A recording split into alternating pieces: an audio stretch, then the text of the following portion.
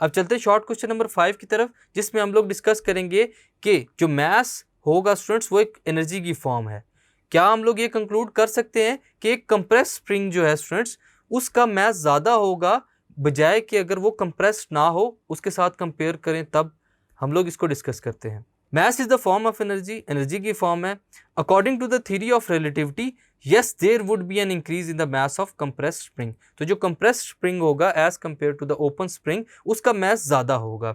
However this increases mass is negligible. तो ये negligible एक इंक्रीज इन मास होगा जिसको हम लोग कभी भी जो अकाउंट में नहीं लाते। It can also be observe from the following equation, delta M is equal to delta E over C का स्क्वेयर। यहाँ पर हमारे पास चेंज इस मास की इक्वेशन आ गई है। हम लोग इस इक्वेशन से ऑब्जर्व कर सकते हैं कि जो वैल्यू ऑफ डिनोमिनेटर है वो क्या है, C square, speed of light, जो कि बहुत ही लार्ज है। इसकी वजह से जो value of delta M mass change in mass है वो बहुत ही स्मॉल हो जाती है कि हम लोग उसको बिल्कुल निगलेक्ट कर देते हैं। सो यस, इंक्रीज तो आता है लेकिन जो हमारे पास बॉडी है स्टूडेंट्स उसका मास निग्लिजिबल होता है, निगलेक्ट कर दिया जाता है because of the speed of light. Thank you.